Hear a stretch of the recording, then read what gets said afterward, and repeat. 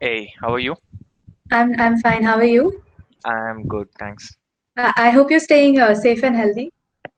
Yep, yep, Great, great. So thank you so much for joining today. Let's just get started. cool. So I understand that you're currently working at Amazon as a software development engineer, right? Yep, So you've worked at Amazon for around 2 years now.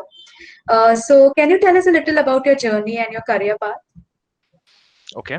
Um, Before I go into my career, I completed, my education from BITS Goa, in 2014. I Okay. graduated in 2014.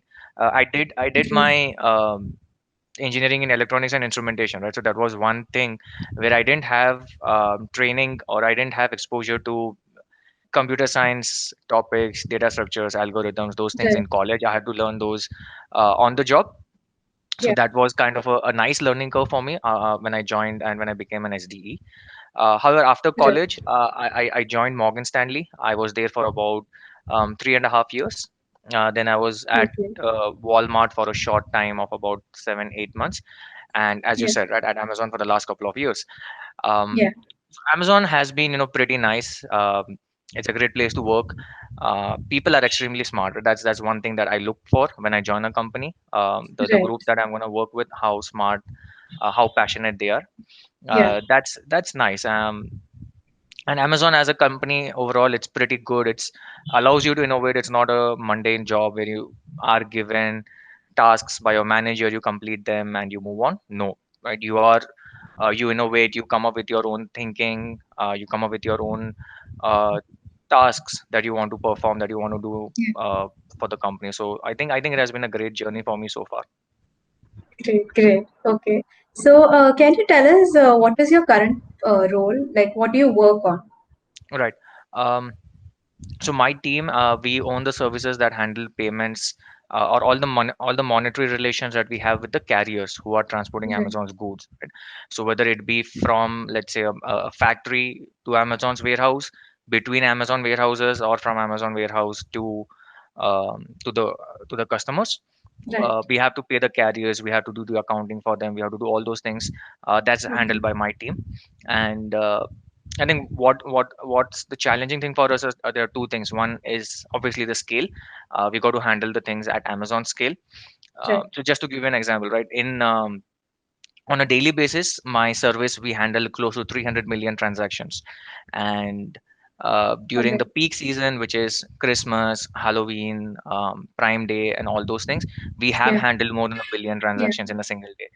So we work at a crazy scale. Okay. That's a pretty interesting Right. challenge. That's the first thing. Second thing is, especially with regards to payments, with regards to money, we got to follow the Yeah. rules and regulations of the country where we are working, right? So there are certain rules that are different in US, are different in Canada, different in Europe. So we got to build our system in a way that's able to handle all of Right. those differing rules and differing legal obligations that we have in those countries. Right. Right. Okay. So, moving on, let's can you just tell us about the interview process at your company for your role? Like, how many interview rounds are there? Right. So generally, at Amazon, we have 5 rounds, and I'm talking this for an SDE role, whether you're SDE one, Right. SDE two, SDE three. In this family, we generally have about five Yeah. rounds, out of which 3 rounds are generally for coding, data structure, problem solving, those Okay. things. There's one round which would be on LLD, which is low level design, one round on high level design, and in all All of right. these rounds, we do have a certain amount of time kept aside, which is to ask you questions surrounding the leadership principles that Amazon has. Right? We have 14 of them, Right. and there are questions that are pertaining to those principles. All right. Okay. So let's delve a little deeper into the interview process. Can you tell us what do the interviewers look for in each round, and what is the level or the type of questions that are asked? Okay. So first, coming into the coding rounds, what we are, um, I think at a high level, what we are looking for are three things. First is whatever code you're writing, it has to be a workable code, right? That's the bare minimum Right. baseline that we are looking for. um, the second thing after that, we look for the solution that has to be optimized. So for example, if something you have written in O of n square in terms of time complexity, if it can be brought down to n log n or n, um, we would expect that. We Yeah. would expect the efficient code from you. And finally, Okay. what we look for is that the code should be well written. It should be modular. It should be maintainable. So in short, right, it should be production quality code, Yeah. and it should be something that if I pick up and I directly deploy in production, it should work, and it should be something that any team is willing to take and maintain. So that's in the coding Right. rounds. Right? In the LLD round, Yeah. what we are generally trying to evaluate the candidates is on their grasp of object oriented programming, or OOPS concepts, right? Where Right. how are they creating their classes, what's the structure of the classes, what's the structure of their databases, how are they modeling that, how are they handling errors, exceptions, how Right. gracefully the system handles all that.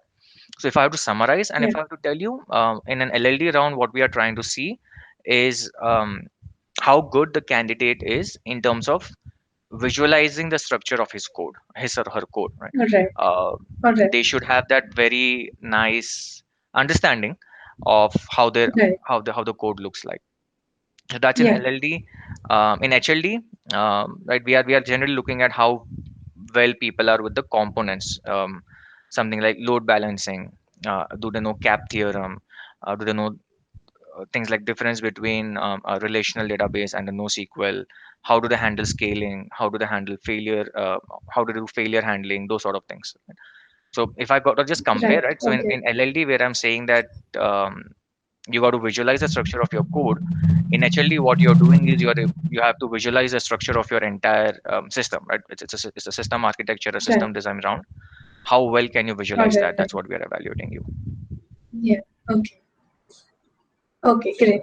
So, since we're talking about interviews right now, and resumes are an essential part of the hiring process. So can you tell us what is it that is looked for in resumes for this role? To be very frank, right? As if I'm somebody who's taking your interview, I don't have more than 1 or 2 minutes to look at the resume, right? All But right. what we generally look for are soft signals, and one of which, or the most important thing that I'm looking for, is the effort that has been put by the candidate in his resume. Right. And why is that important? Because I think resume is the first thing that you give us, right? So for the company, for the Yeah. recruiter, for the interviewer, it's your first impression.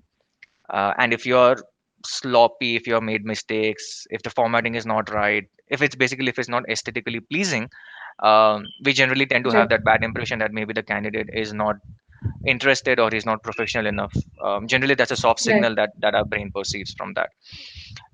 So some things that people should be very careful about is that since we only have 1 or 2 minutes, what generally stands out is if there have been mistakes, right? If there are typos or grammatical errors, those stand out Right. very quickly when you're just glancing through something. So those are a big turn off. Another thing is when people send it out as a document, as a Word doc, right? The problem is formatting gets messed up from one system to another. It might be working totally fine on yours, but on my system, it's totally messed up. So that Right. again leaves a bad or a negative impression. So Right. I think somebody should, and since it's something that you gotta do once, and you're gonna send it out to all the companies, Yeah. I would really recommend to people that spend some time on your resume, read it, proofread it, ensure that formatting everything is right, convert it into PDF, and then please send it. Right? Right. That's from an overall structure point of view. Right? Now coming to the content, Yeah. um, what should the content be in a resume? Um, no, yeah, I don't have a nice way of putting this, so I'll put it as it comes to my mind, and Yeah. Sure. it is the way I would put it is it's not a Scrum update, it's not a team meeting where you're giving all your details. So Yeah. you should avoid writing several paragraphs of mundane stuff, right? Right. That you have written code, you have written test cases, you have done testing. I mean, if you're applying for an SDE, all those things are given. right? right, Write that just maybe as one liner, but what should really be in your resume is the work that you have done, your achievements, right? What makes you right. stand out from the other resumes that we are looking? Everybody writes code, everybody writes test cases. What is so special about what you have done? So I Yeah, think the focus should be not on the quantity, how much you're writing, but those few words or those few lines which really stand out compared to other candidates. right, right. Right. So now I'm sure that a lot of people would want to know how should candidates prepare for such a role, like for this role, and what are the areas that they should focus on, or any tips or resources?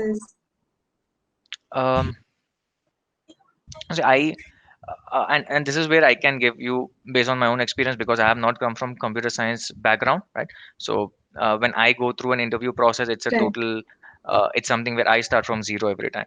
And what has always been something that I think helps you out is understanding the fundamentals in a really nice way, right? It's not about how many Right. questions you have practiced, but it's about that firstly you get your fundamentals right? You understand uh, why you're using a particular data structure or why you're using a particular Yeah. algorithm. Have that grasp, and then when you go and practice, right, you got to think of applying these um, whatever things you have learned, these fundamentals, got to apply it on the problems that you're solving. I think the good Right. thing by doing it this way is that it doesn't help you just with the interviews, but it also helps you on the job, right? Having the Yeah. fundamentals will help you on the job as well. So Yeah. I think for data structures, for algorithms, um, uh, there are a lot of material online. Something like Geeks for Geeks is where you can go to have a understanding of the concepts, Right. right? With what different data structures are, what are the different algorithms, those sort of things. Yeah. um, right, again with then if you move to things like HLD, I would again say you got to focus on the basics, right, which are Yeah. learning the concepts. What is sharding, what is replication, what is hashing, what is consistent hashing, all those sort of Right. whatever different things are there, you got to understand that. Yeah. Once you have these basic fundamentals in place, yes, then go and practice, right? So I think that would be the right approach. um, Right. and my personal suggestion is this, right? If people follow it this way, the chances of them succeeding in their interviews as well as in their jobs, the chances are going to be a lot higher compared to just practicing in an ad hoc way. Right. Right. So we've talked about how to prepare for this role and what the interview process looks like. But I think in the end, it all just boils down to how you perform in the interviews, like Mhm. how your performance could make or break your application. Can you tell us what are some common mistakes that you've seen that candidates have been making in so many years of your experience, and any tips on how they can avoid them? Okay. um, I think first thing is what I've seen a lot is where people candidates have this conflicting thinking, where they have read online or they have heard from other people that you got to keep communicating, right? um, Right, we do expect that, yes, we do want you to communicate with us, but we also understand that you need a minute or some time to think and come up with a solution. So I have right, seen this many a times where right from the second I've given them the question, they start trying to communicate with you even though they are fuzzy, or even they have no idea about how to proceed. So the yeah, idea behind why we say for you to communicate with us is, say for example, I know you have three approaches to solve a particular problem, right? That's when we yeah, want to hear you out. We want to hear you, we want to communicate with you, we want to know what are the trade-offs, what are the pros and cons that you're considering on choosing a right, particular solution, right? yeah, But if you don't have a solution in your mind, if you're still forming it, yes, so you want to take your time, that's completely fine with us. So tell us, right? I right, just tell the interviewer that I need a minute, let me think, and we'll start talking afterwards. That's totally fine. right, If you need that minute, right? As a first thing. Second thing that I see a lot of time people make this mistake is they do not do a dry run of their code. So right, um, they have written it, and they immediately tell that, hey, I'm done. uh, generally that's not a good approach. Once you are finished, you got to do a dry run. um, yeah, right, take some input, take some sample examples, and run through your code and ensure that your code is doing what you think it does. Many a times we miss right, things. um, yeah, um, Something else would be where I would say where people miss this out a lot is any assumptions or shortcuts that you're taking. Uh, Tell it to your interviewer, right? Don't just assume Right. that we know whatever you're doing. Hey, I'm thinking XYZ. Let us know. Or I'm assuming that, for example, right? I'm assuming that a database call is going to take 100 milliseconds. Tell Yeah. that out aloud to us, so we know what your thinking process is. Yeah, I Right. think that's it. Okay, great. So, but how does a candidate, like, how does he or she make sure that they are not making these mistakes? Like, how does one prepare or practice for such interviews? I think the best way is to put yourself on the line, right? Put yourself under that pressure. The one Right. thing that is, no matter how much you practice, what you cannot get is that real, the pressure or the feeling that you get when you're when you're in a real interview. So I would suggest to Right. people, um, however, right, whether it's they have a friend or somebody with whom they can have like a mock interview format, um, um, they just Right. go through that, they do that process, so they know how well they perform under pressure. Right. Okay. So, but do mock interviews really help? Like, how do they help? One thing is, as I said, it helps you to know how you perform under pressure. You might know everything, but a lot of people have that default. They don't do well when they are under pressure. Right? So Right. going through that process will help them to know where they are, what they can do. That's the Right. first thing. Second thing that I think that helps you, uh, when you go through a mock interview process is, one of the two things, right? If you're good in what you're doing, that's the feedback you get, and it boosts your confidence when you're going for the actual interview. Or if there are areas of weakness, those are being called out, and you can work on them and you can Right. improve them before you go for the actual interview. And considering most of the Right. companies have a cool off period of 6 months, right? So if if you have not completed the process successfully now, you can't apply for another 6 months. I think it's a Yeah. pretty good return on the investment that people do in mock interviews, that they don't have to wait those 6 months again to apply. Do the mock interviews, get Right. yourself prepared, know all your strengths and weaknesses, and then go for the real interview for the companies. Yeah. Right. Right. So nowadays, due to COVID, interviews are being conducted online. Mhm. So, do you have any special tips that the candidate should keep in mind for virtual Yes. interviews? Yes. So this has happened a few times with me, when I was taking interviews for Amazon. Um, Right. if you are trying to Google or trying to get help from somewhere else, even in a virtual interview, even if your camera is not on, we will Yeah. know, right? Um, we will know a difference in where a candidate has been struggling, and within a minute he comes up with this perfectly written code. We know that he has gone somewhere to get help. That, Right. I think that should not be done. um, we don't tell it to you on your face that, hey, I know that you're getting help from somewhere, but we Yeah. do know that it's there. And we have had cases where we have permanently blacklisted people just because they don't have this integrity, or ethics of being honest in an Right. interview. So that's my suggestion, please don't do that. We'll Right. know that. Okay. Okay. All right.